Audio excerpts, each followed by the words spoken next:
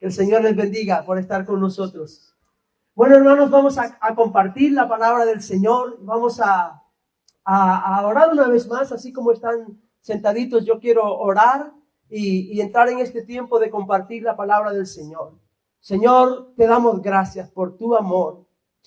Te damos gracias por tu misericordia, porque tú eres fiel, porque tú estás en medio de nosotros, obrando, haciendo tu voluntad. Así que yo te pido, Espíritu Santo, en este momento, que voy a compartir tu palabra, Señor. Ven, que tu palabra sea como fuego sobre mi boca, Señor. Y que la vida y el poder que hay en la palabra del Señor fluya libremente en este lugar. Que tú, Señor, con tu palabra puedas hablarnos, puedas exhortarnos si es necesario, puedas guiarnos a ti, Señor. En el nombre precioso de Jesús. Amén y amén. Aleluya. Bueno, quiero decirle a los hermanos que nos visitan por primera vez que ahí atrás tenemos una mesita y hay un grupo de hermanos muy guapos y muy amables que le estarán recibiendo para si quiere tener alguna información acerca de la iglesia, acerca de las actividades que tenemos. Luego ahí atrás, si quieren, hay unos hermanos que le pueden atender y darle información con respecto a nuestras actividades. Ok, este año hemos empezado con este lema de que te conozcan a ti. Tenemos un deseo profundo de conocer al Señor. Este es nuestro deseo como iglesia. Queremos conocer más y más al Señor. Así que el lema de este año es que te conozcan a ti. Y dentro de este lema, si hay algún nombre que yo le quiero poner a la predicación de hoy, aunque vamos en la misma línea del mismo lema, es el premio del supremo llamamiento. Este es el lema que yo le quiero poner hoy a la predicación, aunque vuelvo y digo, estamos en el mismo lema de que te conozcan a ti. El premio del supremo llamamiento. El domingo pasado hablamos acerca de la oración de Jesús que encontramos en San Juan 17. Y en el versículo 3 de esta oración Jesucristo oró así: y esta es la vida eterna, que te conozcan a ti, el único Dios verdadero, y a Jesucristo, a quien has enviado. Nos dimos cuenta el domingo pasado estuvo Oscar, el domingo antepasado hablamos acerca del deseo del Señor, de que sus discípulos y sus seguidores le amaran y le conocieran. Y él dijo: esta es la vida eterna, que te conozcan a ti. Y quiero recordarles que dijimos que ¿qué es la vida eterna? Dijimos, la vida eterna es un don de Dios que viene únicamente a través de Cristo. Este don está en contraste con la muerte, que es el resultado natural del pecado. Empezamos hablando acerca de la vida eterna. Y la vida eterna es un don de Dios que está en contraste con la muerte, que es el resultado del pecado. Eso dice Romanos capítulo 6, versículo 23. Romanos 6, 23 dice lo siguiente: porque la paga del pecado, ¿qué es? Muerte, mas la dádiva de Dios es vida eterna en Cristo Jesús, Señor nuestro. O sea que la vida es un regalo de Dios que está en contraste de la muerte, que es el precio del pecado. Eso es algo que empezamos en esta serie diciéndolo. Ahora, ¿qué significa la vida eterna? Hablamos de esto.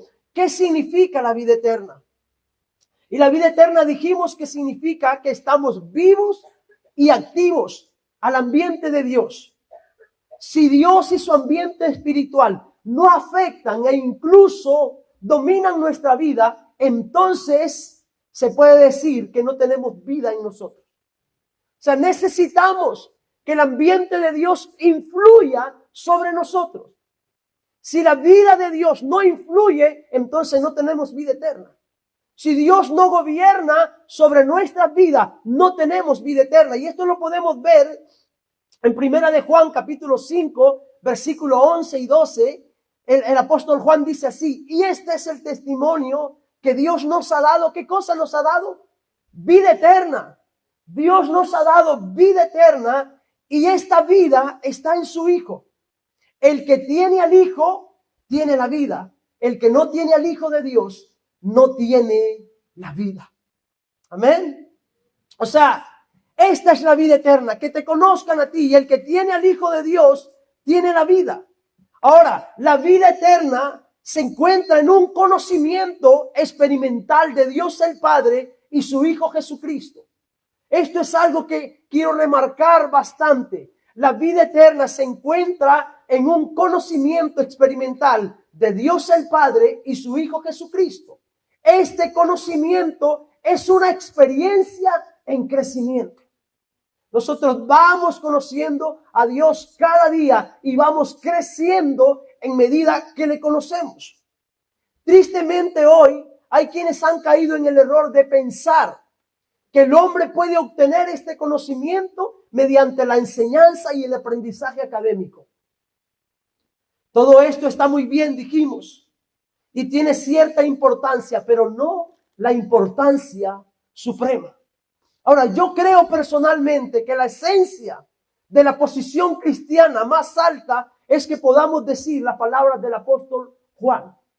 En esto quedamos el domingo antepasado que compartí. Creo que la posición más alta, la esencia del cristianismo, lo más alto, la cumbre del cristianismo es que nosotros podamos decir estas palabras que dice el apóstol Juan en Primera de Juan capítulo 1, versículo 1 al 3. El apóstol Juan dice así: lo que era desde el principio, lo que hemos oído, lo que hemos visto con nuestros ojos, lo que hemos contemplado y palparon nuestras manos tocante al verbo de vida. Él dice, porque la vida fue manifestada y la hemos visto y testificamos y os anunciamos la vida eterna, la cual estaba con el Padre y solo nos manifestó. Y luego dice, lo que hemos visto y oído, eso os anunciamos, para que tengáis vosotros, para que también vosotros tengáis comunión con nosotros. Y aquí está la cumbre más alta, para mí, de la vida cristiana. Esto es lo más alto que un cristiano puede experimentar. Y nuestra comunión verdaderamente es con el Padre y con su Hijo, Jesucristo. Y nuestra comunión verdaderamente es con el Padre y con su Hijo, Jesucristo. Para mí aquí está la cumbre misma de la experiencia cristiana. Esta es lo más alto de la experiencia cristiana. Y al mismo tiempo es una meta. Es lo más alto y es una meta a la que cada creyente debe dirigirse. Es una meta hacia donde cada creyente tiene que poner sus ojos. Y la pregunta es, nosotros como creyentes, ¿es esta nuestra meta? ¿Es esta la meta tuya en tu vida como creyente? ¿Tener comunión con el Padre y con su Hijo Jesucristo? Este es nuestro deseo, una iglesia que tiene comunión con el Padre y con su Hijo Jesucristo. Como dije, aquí está la cumbre misma de la experiencia cristiana y al mismo tiempo es una meta. Aquí de hecho está todo el objeto, lo último, la meta de toda experiencia cristiana y de todo esfuerzo cristiano. El apóstol Pablo lo miraba de esta forma. Mire cómo Pablo lo miraba. Filipenses capítulo 3. Él habla de esto. Y para él era la cima de todo. De toda experiencia cristiana. Y dice el apóstol Pablo en Filipenses 3. A fin de conocerle. ¿Cuál era el fin de Pablo? Conocer a Dios. Este era su fin. A fin de conocerle. Y el poder de su resurrección y la participación de sus padecimientos, llegando a ser semejante a él en su muerte, si en alguna manera llegase a la resurrección de entre los muertos. No que lo haya alcanzado ya, ni que ya sea perfecto, sino que prosigo, tengo una meta, prosigo por ver si logro hacer aquello por lo cual fui también nacido por Cristo Jesús. Hermanos, dice Pablo, Yo mismo no pretendo haberlo ya alcanzado, pero una cosa hago, olvidando ciertamente lo que queda atrás y extendiéndome a lo que está adelante. Prosigo a la meta, al premio del supremo llamamiento de Dios en Cristo Jesús. Prosigo a la meta, al premio del supremo llamamiento de Dios en Cristo Jesús. Repito una vez más, aquí está la cumbre misma de la experiencia cristiana y al mismo tiempo es una meta. Conocer al Señor es una meta de todo creyente, es una meta de una congregación. Conocer, tener un conocimiento experimental del Señor. Este es, más allá de toda duda, es el mensaje central del Evangelio. Miren lo que dice Pablo ahí mismo en Filipenses 3:15. Así que todos los que somos perfectos, esto mismo sintamos. O sea, Pablo está diciendo, todos los que siguen al Señor tienen que tener este mismo sentir. Tenemos una meta, conocer al Señor. Y Pablo dice que por esa meta lo tenía todo por basura.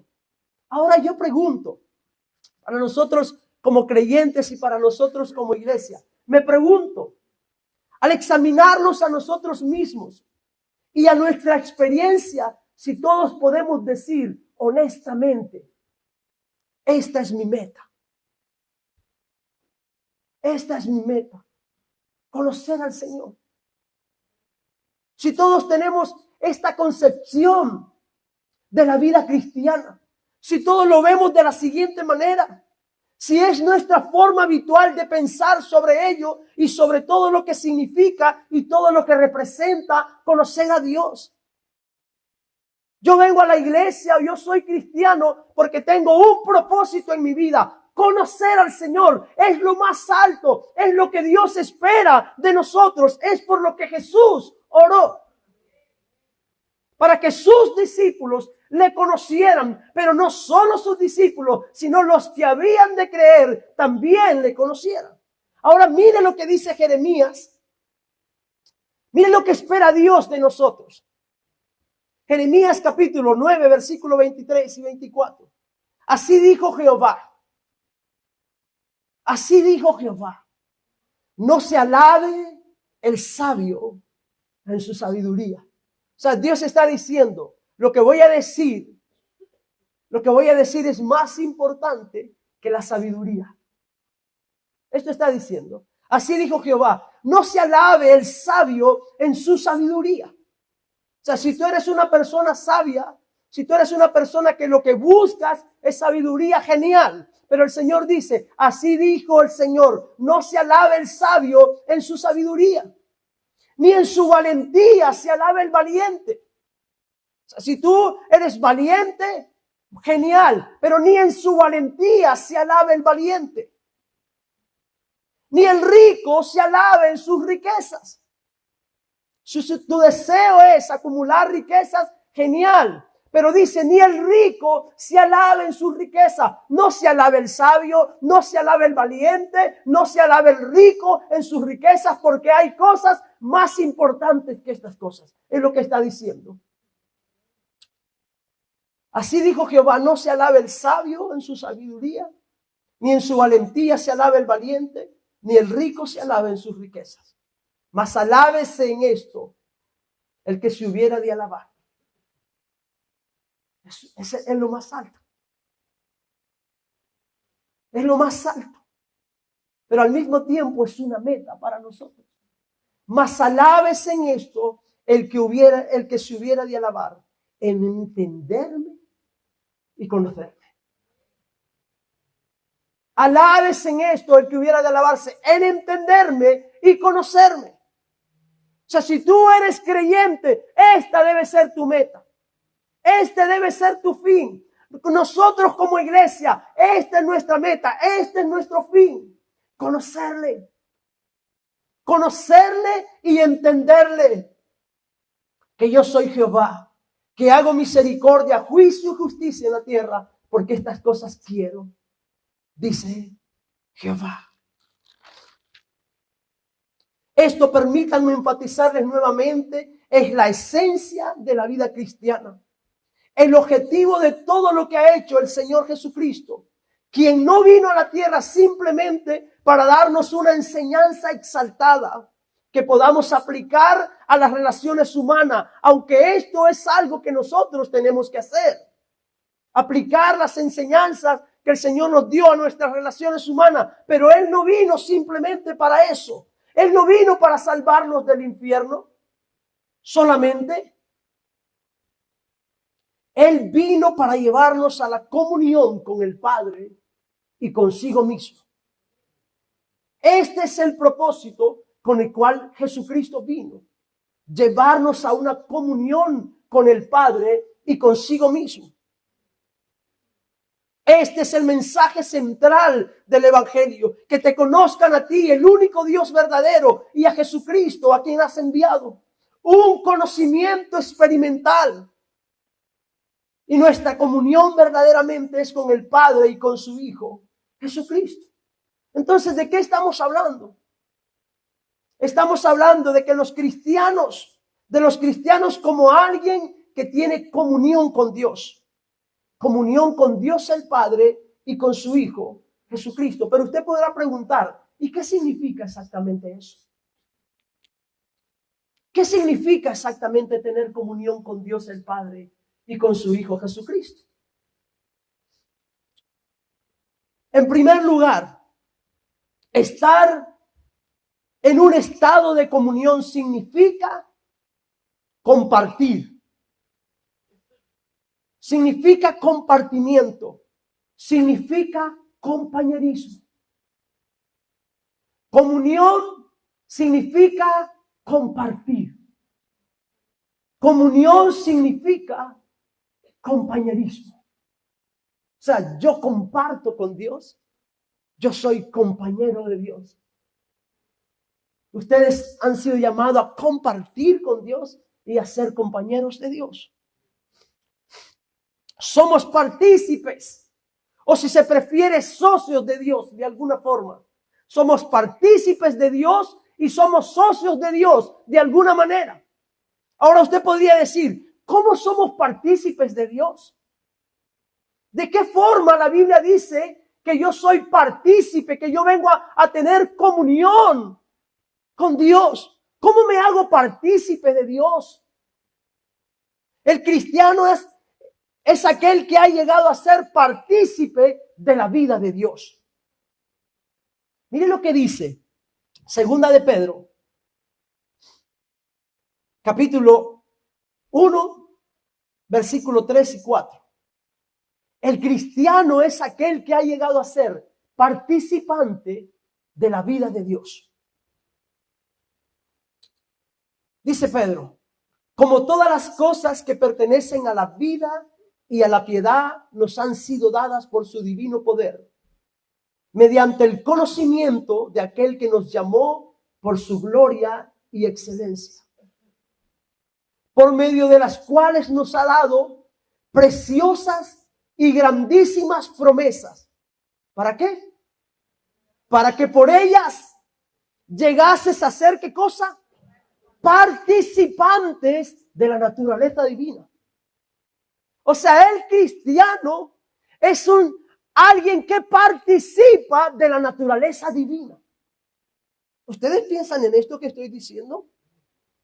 Tenemos promesas, grandísimas promesas, para que por medio de ellos nosotros podamos llegar a ser participantes de la naturaleza divina, habiendo huido de la corrupción que hay en el mundo a causa de la concupiscencia. Nosotros somos participantes de la naturaleza divina. Esto es muy importante, hermanos, y deberíamos grabarlo en nuestras mentes. Los cristianos no somos simplemente personas que son un poco mejores de lo que eran antes. Los cristianos no son eso.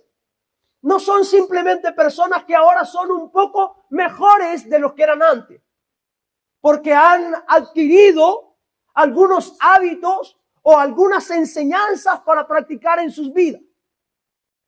y entonces se han convertido en un poco mejores. Ser cristiano no es solamente eso.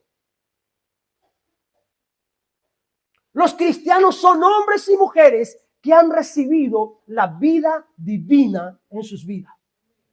Los cristianos son hombres y mujeres que fueron llamados a participar de la naturaleza divina. Ahora, alguien se podía preguntar, ¿y qué es eso? ¿Qué es participar de la naturaleza divina? ¿Significa esto que una especie de esencia divina entra en nosotros? Si somos llamados a participar de la naturaleza divina de Dios, ¿significa que alguna parte de la esencia divina de Dios entra en nosotros? ¿Qué piensan? ¿Ah? ¿Qué piensan? ¿Significa que algo de Dios entra en nosotros? Qué tentador, ¿no? Qué tentador sería especular ahora acerca de esto. Sería filosofar, tratar de descubrir que de alguna manera u otra, alguna porción de la naturaleza divina entra en nosotros. Ahora, no puedo decirles cómo. No puedo decirles cómo. La Biblia no dice cómo. Yo no puedo decirles cómo. Esta es la realidad. No puedo decirles cómo. Pero de alguna forma, de alguna manera, a nosotros, entra en nosotros Dios. De alguna forma, de alguna manera, Dios ha entrado en nuestras vidas. Mire lo que dice el apóstol Pablo en Gálatas capítulo 2, versículo 20. Con Cristo, dice Pablo, ¿qué cosa? Estoy juntamente crucificado. Y ya no vivo yo, mas vive Cristo en mí. Con Cristo estoy juntamente crucificado. Y ya no vivo yo, mas vive Cristo en mí. No sabemos cómo explicarlo, pero de alguna forma Dios ha entrado en nosotros. La esencia, la naturaleza de Dios vive en nosotros. ¿Cómo lo explicamos? No sé. No sirve de nada. No sirve de nada diseminar un cuerpo ahora mismo, partir un cuerpo, examinarlo minuciosamente, hacerle un análisis a este cuerpo. No sirve de nada. Porque no vamos a encontrar a Dios en ese cuerpo. Igual que si tú partes un cuerpo en trozos, tampoco encuentras el alma. Cuando tú partes un trozo en cuerpo, un cuerpo en trozo al revés, perdón, no vas a encontrar el alma. Pero el alma está en el cuerpo. ¿No? El alma está en el cuerpo, pero no se encuentra. Si se examina el cuerpo, no se puede encontrar. Así tampoco podemos encontrar esta esencia de Dios que está en nosotros. Pero sabemos que está. Pero sabemos que Cristo habita en nosotros.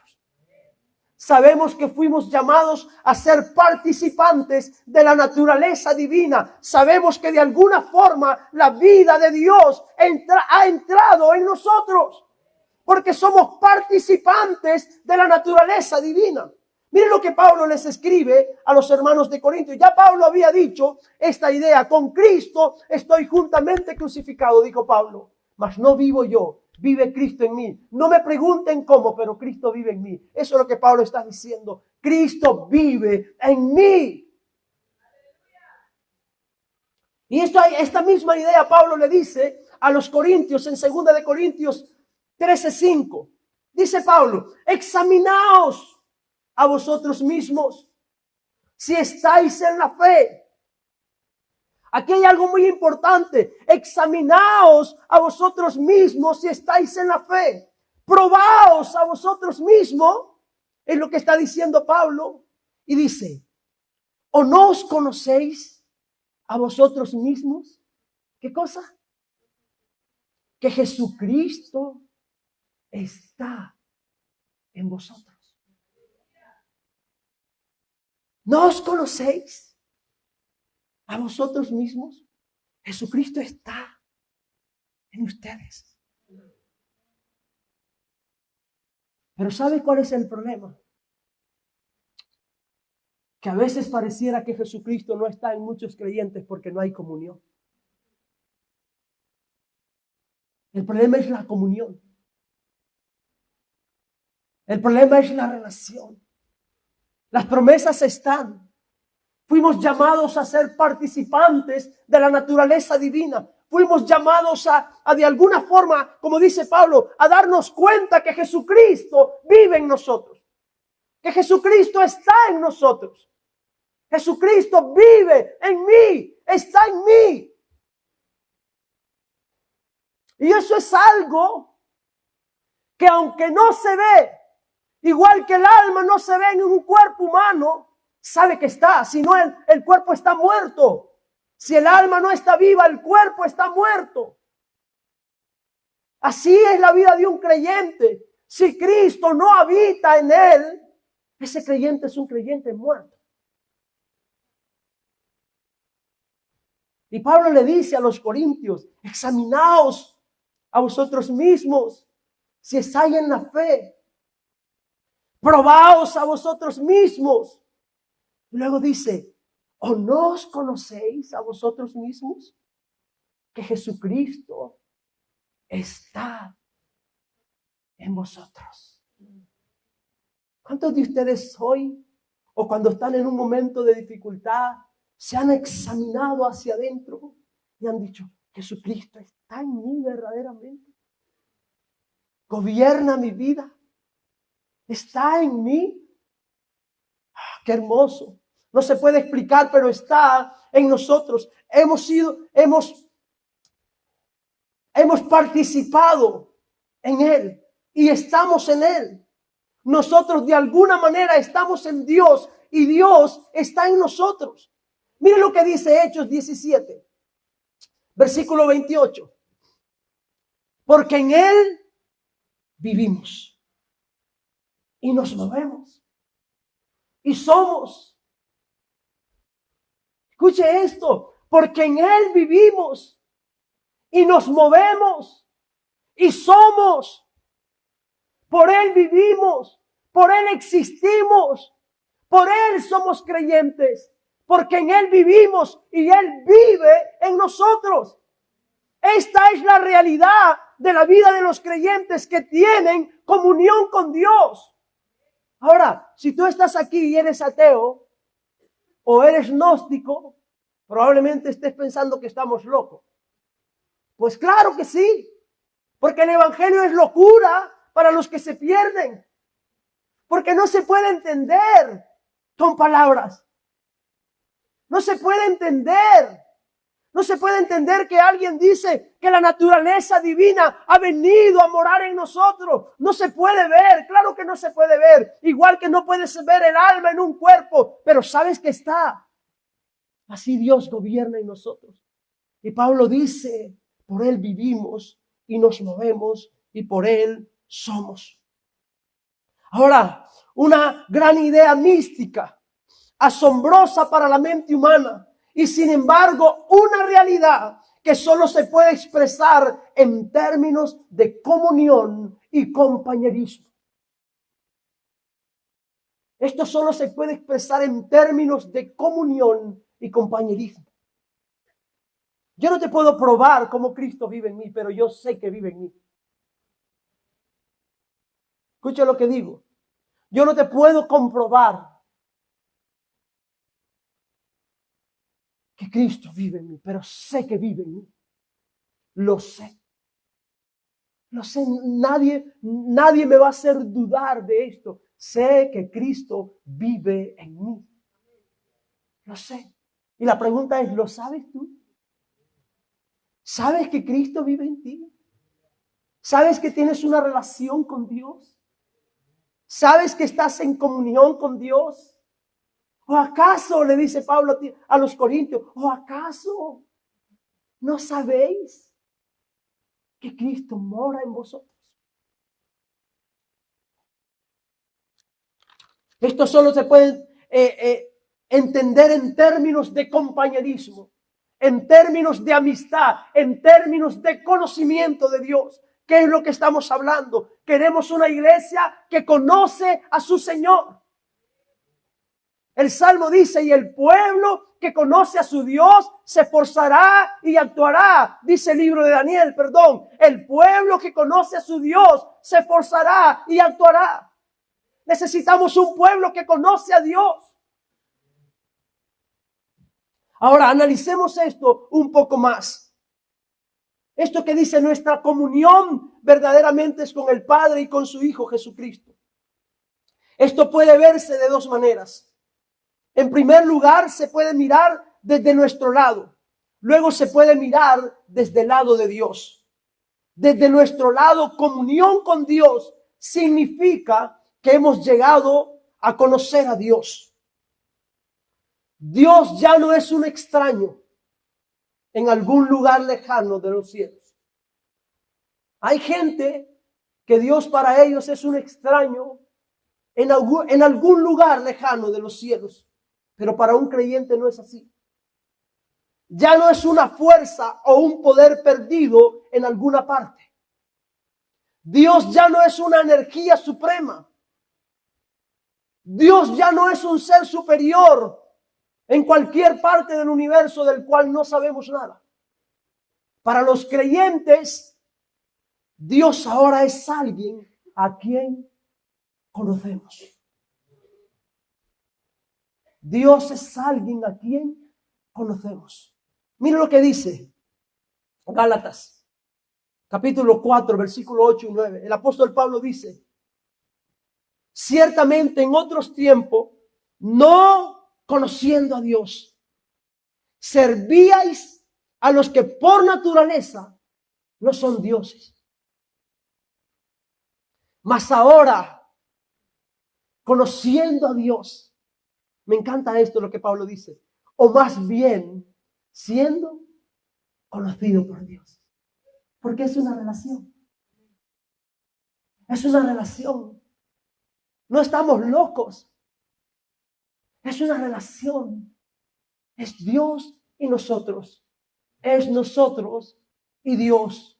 Es nosotros conocemos a Dios y Dios nos conoce a nosotros. Es una relación, mas ahora conociendo a Dios, o más bien siendo conocidos por Dios. Aquí estamos. Dios ahora es una realidad. Lo conocemos. No hay nada distante. Hay intimidad y hay conocimiento.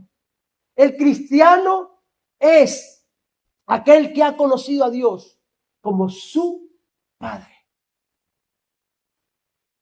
El creyente y el cristiano es aquel que ha conocido a Dios como su Padre. No solamente tengo comunión con Dios, sino que he conocido a Dios como mi Padre. Como mi Padre. Miren lo que dice Romanos capítulo 8, versículos 15. Pues no habéis recibido el espíritu de esclavitud para estar otra vez en temor, sino que habéis recibido el espíritu de adopción por el cual clamamos, ¿qué cosa? Abba, Padre. Pero es una relación. Es una comunión. ¿Cuántos de los que están aquí tienen amigos? Todos, ¿no? Bueno, no muchos a veces, no tenemos muchos, pero sí tenemos amigos. Pero cuando tú tienes un amigo, a los amigos, por ejemplo, yo tengo algunos amigos que cuando les voy a hablar por teléfono, no estoy pensando en qué le voy a preguntar ni qué voy a hablar. No estoy con miedo ni temor. A veces hay gente que cuando tú le vas a llamar, estás pensando, ¿y qué le digo? Ya estás pensando en la conversación porque no hay tanta confianza. O no te han dicho, mira, vas a ir con tal persona en el coche a tal sitio. Y tú dices, uff, ¿Y qué hablo? ¿No? ¿Y qué le digo?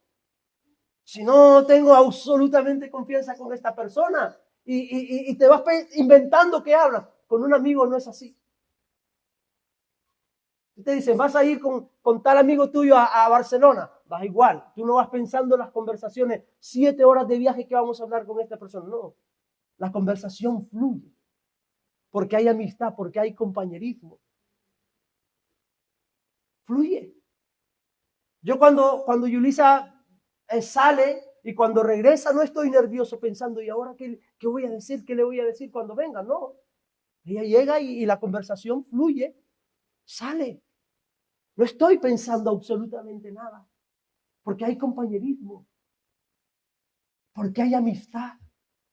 Porque no entra una persona extraña a casa. Entra una persona cercana. Los que tienen compañerismo con Dios han conocido a Dios. Y Dios les ha conocido a ellos. Pero una de las formas en que más nos comunicamos con nuestros compañeros, ¿qué es? Hablando. Hablando es una de las formas en las que más nos comunicamos con las personas. Y la pregunta es, nosotros lo decía el otro día, pero nosotros muchas veces nos llamamos amigos del Señor y compañeros del Señor y socios de Dios de alguna forma. Pero la pregunta es, cuando oramos al Señor, ¿conocemos las necesidades de Dios? ¿Las conocemos? ¿Nos dolemos por lo que Dios se duele? ¿Sentimos tristeza por lo que Dios siente tristeza? ¿Sentimos dolor por lo que Dios siente dolor? Si somos compañeros con Dios, deberíamos hacerlo. A mí me llama la atención lo que dice en Mateo capítulo 26, versículo 38. Jesús, antes de morir, antes de ir a la cruz del Calvario, llama a sus discípulos. Y miren lo que Él les dice. Entonces Jesús les dijo, mi alma está muy triste hasta la muerte. Quedaos aquí y velad conmigo. Este es uno de los pocos pasajes que usted encuentra en la Biblia donde Jesús pide ayuda. Ahora, no se la pidió a desconocidos. Se la pidió a sus discípulos, a sus amigos. Antes ya les había dicho, el siervo no sabe lo que hace su Señor.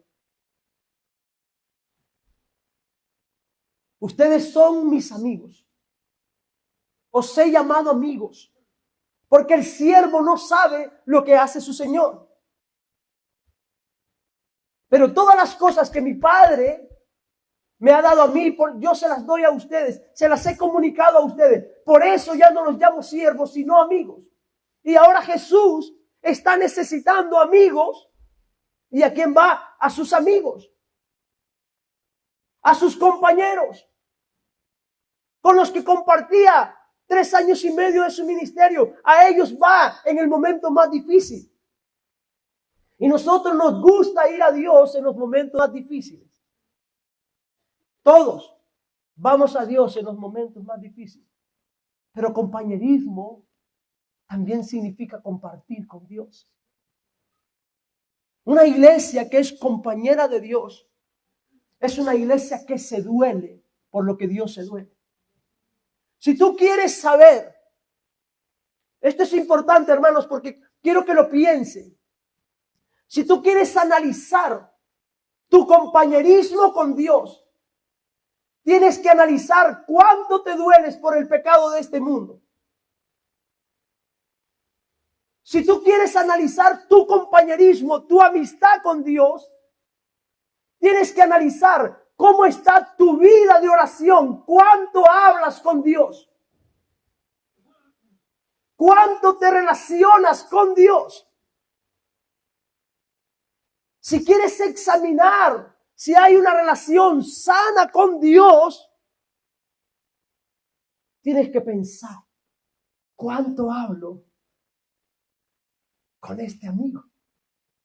Con este compañero, porque es mi amigo, porque es mi compañero. ¿Cuánto sé de sus problemas, de sus necesidades? ¿Cuánto sé de sus deseos? ¿Cuánto amo lo que él ama? ¿Entienden lo que estoy diciendo?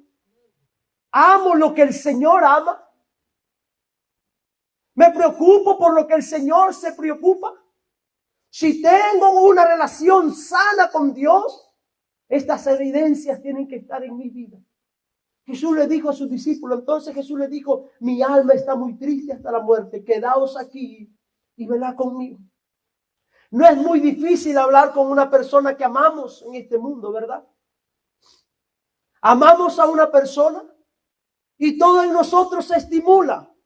No hay necesidad de establecer conversaciones. Estas fluyen libremente. Esa es la verdadera característica del compañerismo y la comunión con Dios. Hablamos con Dios y nuestra relación y nuestra conversación tiene que fluir. Ahora, todos nosotros muchas veces hemos sufrido de arrodillarte y no saber qué decir, ¿no? Todos hemos sufrido muchas veces de arrodillarnos y no saber qué hablar, y no saber qué decir, y no saber qué pronunciar. Pero si estamos en ese estado, tenemos que examinar nuestra comunión con Dios. Tenemos que examinarla, porque ese no es un estado normal de una relación sana. Las relaciones sanas fluyen libremente. Así que podríamos decir que si examinamos nuestra vida de oración, ella nos podría hablar más o menos de cómo está nuestra relación con Dios. ¿Cuánta oración tienes? ¿Cuánta vida de oración tienes? Te dirá cuánta relación con Dios tienes. Ahora, tener comunión con Dios significa que estamos seguros de la presencia de Dios. Tener comunión con Dios significa que estamos seguros de la presencia de Dios. Pablo dijo, con Cristo estoy juntamente crucificado. Y ya no vivo yo. Vive Cristo en mí. Comunión significa certeza. Dios está conmigo. Cristo vive en mí. Seguridad de la presencia de Dios. ¿Tenemos seguridad de la presencia de Dios? Tenemos esa seguridad de la presencia de Dios. Tener comunión con Dios significa que estamos seguros de la presencia de Dios. Y para esto existe un mínimo básico en este asunto. Mire, me encanta, el profeta Elías solía decir, vive Jehová, en cuya presencia estoy. El profeta Elías usaba mucho esto. Vive Jehová, en cuya presencia estoy. Él sabía que estaba en la presencia de Dios. Tenía pruebas de eso. Ahora, sé que lo que estoy diciendo es peligroso, porque puede abrir las puertas al fanatismo o al exceso. De gente que, no, yo estoy en la presencia de Dios, todo Dios, todo Dios. Pero en verdad, hermanos, no podemos decir que tenemos comunión con Dios, al menos que de alguna manera hayamos sabido que Él estaba allí. Hay momentos yo recuerdo momentos en mi vida, momentos difíciles, donde estaba seguro que Dios estaba allí. Seguro. Mire, quiero contarles una experiencia. Hace algunos años nosotros volvimos a Nicaragua. Y la verdad, yo no quería regresar a España. Yo llegué a Nicaragua, estuvimos 3 meses y yo no quería regresar. Yo quería en esos 3 meses adaptarme y lo más pronto posible quedarme en Nicaragua. Pero yo sabía que Dios quería que yo regresara. Pero yo no quería regresar. Aunque sabía, vuelvo y repito, que Dios quería que yo regresara. Ahora, para que yo regresara, habían un montón de cosas difíciles que tenían que cumplirse. Una de ellas es que yo me había ido a Nicaragua y tenía que volver a España a alquilar un piso y tener un trabajo. Y ustedes saben lo que es venirse de ahí sin tener a dónde venir. Y yo decía a Yulisa, mira, no vamos a regresar si no tenemos a dónde ir. ¿Vale? ¿De acuerdo? No vamos a regresar si no tenemos dónde regresar. Ustedes saben lo que es difícil llamar a una persona que tú no conoces de Nicaragua, que está en España, y que yo no conozco, y le digo, mira, queremos regresar a la ciudad donde tú vives, pero no tenemos cómo regresar. ¿Puedes buscarnos un piso? Si alguien les dice eso a ustedes, ¿ustedes qué harían? Se ríen, ¿verdad? Este está... No, pero al menos que llame a alguien que tiene pasta, pero si no llama a alguien que tiene pasta, lo primero que va a hacer es que se va a reír. Va a decir, wow, 3 meses de entrada, esto, el contrato de trabajo y todas esas cosas. Y me acuerdo que este hermano nos dijo, mira, déjame ver. Llámame unos 2, 3 días. Y le llamé en 2 o 3 días y me dijo, mira, tengo un hermano que tenía un piso alquilado y se lo dejaron hace 8 días. Y me dijo que si yo te conozco, no hay ningún problema, que él deja el piso sin entrada y sin nada. Yo sabía que Dios quería que yo regresara. Yo no quería, pero sabía que Dios quería. Entonces dije, bueno, Yulisa, ahora el problema es el dinero. Ahora el problema es el dinero. ¿Qué hacemos con el dinero? Vale. Dijimos, mira, tenemos varios amigos. Hicimos la lista de varios amigos, ¿vale? Dijimos, mira, podemos contar con este y con este. Hicimos lista de 4 o 5 amigos. Y bueno, vamos a llamar primero a estos 4 o estos 5 y luego teníamos una lista de reserva ahí por si teníamos que llamar a más gente que vivían aquí, que no queríamos molestar, pero teníamos que hacerlo. Entonces, llamo a la primera persona que llamo. Y le digo a una hermana, hermana, mire, queremos regresar, usted sabe, queremos regresar, pero necesitamos un dinero para pagar los primeros meses de alquiler del piso. Y queríamos hablar, a ver si entre varios de los que nos conocen, amigos, nos pueden ayudar. Y me dijo esta hermana, ¿cuándo piensa regresar? Y yo le dije, para tal fecha.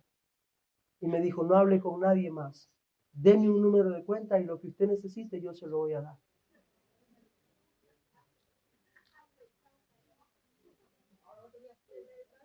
No, cuenta sí tenía, ¿vale? Ahora, yo sabía que Dios estaba orando. ¿Sabes? Cuando tú te das cuenta que Dios es Dios, que Dios está orando, que no eres tú lo sabes, ¿sabes? Tú sabes que eres incapaz, que eso es Dios, solamente Dios, que tú no lo puedes hacer. Bueno, pues nada, no nos queda otra. Y Yulisa decía, tenemos que regresar. Bueno, al final nos convencimos que vamos a regresar. Estamos en el aeropuerto de Nicaragua, ya dispuestos para coger el avión a Panamá y luego de Panamá a Barcelona. Y me acuerdo que Enoch había nacido aquí en España. Y cuando estuvimos en Nicaragua, según la ley que hay ahí, si un niño ha nacido fuera, después de 3 meses tiene que pedir visa y no puede salir sin visa. La cosa que nosotros no sabíamos. Cuando nosotros llegamos al aeropuerto, los 3 meses se habían cumplido el día anterior. Entonces llegamos al aeropuerto y la chica que nos va a embarcar las maletas nos dice, mira, os puedo embarcar las maletas a ti y a tu esposa, a tu niño no. Y le dije, ¿por qué? Y dijo, porque tiene que salir con una visa. Sin visa no sale del país. Y le dije, ¿cuánto dura la visa? Por lo menos 15 días para que te la den. Entonces yo dije, aquí está, nos quedamos. Yo dije, nos quedamos. Aunque yo sabía que Dios estaba haciendo cosas para que no vinieran, yo decía, nos quedamos. Y ustedes saben, toda mi familia que me había ido a dejar ahí, y yo los quedaba viendo y decía, no se vayan todavía, que parece que nos quedamos. O sea, ellos ya se iban a regresar, yo espera que no, nos quedamos. Entonces se levanta la chica y dice, pero déjame, voy a ir a hablar con migración. Y yo, y se va la chica a hablar con migración. Y viene la mujer, una mujer de migración, y la mujer de migración nos queda viendo y dice, no, el chico no, el niño no. Ellos sí se pueden ir, pero el niño no. Entonces le digo a Yulisa, sin el niño no nos vamos. Sin el niño no nos vamos, ¿vale? Entonces la mujer de migración, la que estaba ahí, que era la encargada de sellarnos los pasaportes para salir, dijo, pero espérenme, voy a hablar con mi jefe. ¿Y sabes lo que es ver a una mujer que ni conoces caminando a hablar por ti con su jefe? Yo cuando miré a caminar a esta mujer me puse a reír. ¿Vale? Me puse a reír y ahí se me quitó y dije, Efraín, te vas, porque esto es Dios. Yo pude empezar a ver a esa mujer caminar y yo podía sentir a Dios caminando ahí. No era, yo lo sentía. Nadie me podía decir que esas cosas no son Dios. Yo lo pude ver, yo pude ver a esta mujer entrar encima de la oficina. La que entró tenía unos cristales y se miraba a la mujer hablando con un hombre y luego sale un hombre con un traje y nos queda viendo y así. Y aquí estamos. Aquí estamos. El cristiano es alguien que sabe que Dios vive en él. El cristiano es alguien que experimenta que Dios obra a su favor. El cristiano es alguien que sabe que Dios está a su lado. O sea que si, yo sé que hay gente aquí que puede dar testimonio diciendo, yo puedo dar testimonio del momento en el que Dios estuvo ahí, que no me dejó. Y le puedo contar muchos momentos en los que Dios estuvo ahí, que no me dejó. Necesitamos una iglesia que vuelva a experimentar este compañerismo, esta comunión con Dios. Que aún en los momentos más difíciles tú puedas decir, Dios está conmigo. Es un momento difícil, pero el Señor está. Sois compañeros, le conozco. Él me conoce. No somos extraños. Es más, soy su hijo. Soy su hijo. No soy un extraño para Dios, soy su hijo. Él es capaz de mover cielo y tierra por mí, porque me ama, porque soy su hijo.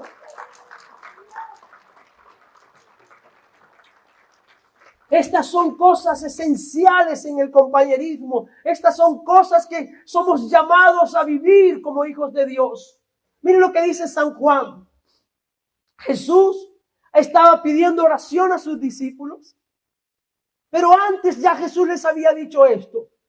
He aquí la hora viene y ha venido ya en que seréis esparcidos cada uno por su lado. Jesús está diciendo, ustedes son mis amigos, pero viene la hora de la verdad. ¿Sabes la hora cuando todos los amigos se van? ¿Cuántos han tenido esas horas o esos días? Cuando todos los amigos se van o cuando a veces los familiares se van, cuando no hay nadie y cuando tú sabes que esa es la hora que tú te vas a quedar solo y te has quedado solo. Esos momentos difíciles de la vida que todos hemos vivido y que si no has vivido vas a vivir. Y Jesús llega a ese momento y dice, aquí la hora viene y ha venido ya. Y le dice a sus discípulos, yo creo que con pena, y que seréis esparcidos cada uno por su lado. Y me dejaréis solo. Y me dejaréis solo y os vas a ir. Mas, ¿qué dice? Mas no estoy solo. Porque el Padre está conmigo. Esto es ser creyente. Esto es ser hijo. Este es el compañerismo que Dios quiere que tengamos con Él. que tú puedas decir, no estoy solo. Aunque todos se hayan ido, no estoy solo. Aunque las cosas parecen mal, no estoy solo. Aunque haya un diagnóstico médico terrible contrario a mi favor, no estoy solo. El Padre está conmigo. Esto solo se puede entender en compañerismo. Esto solo se puede entender en relación cercana con Dios. Si no hay compañerismo, no vas a poder entender esto. Pero Jesús lo entendía porque él sabía que él tenía compañerismo con su Padre. Quiero terminar leyendo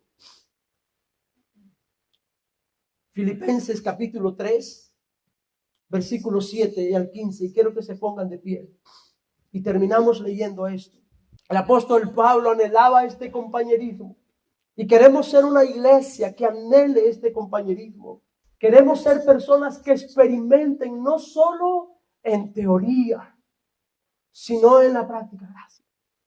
No solo en teoría, sino en la práctica, que Dios está con nosotros. Pero cuántas cosas eran para mí ganancias, has estimado como pérdida por amor de Cristo. Y ciertamente aún estimo todas las cosas como pérdida por la excelencia del conocimiento de Cristo Jesús mi Señor, por amor del cual lo he perdido todo y lo tengo por basura para ganar a Cristo y ser hallado en Él, no teniendo mi propia justicia que es por la ley, sino la que es por la fe de Cristo, la justicia que es de Dios por la fe, a fin de conocerle y el poder de su resurrección y la participación de sus padecimientos, llegando a ser semejante a Él en su muerte, si en alguna manera llegase a la resurrección de entre los muertos. No que lo haya alcanzado ya, ni que ya sea perfecto, sino que prosigo por ver si logro hacer aquello para lo cual fui también nacido por Cristo Jesús.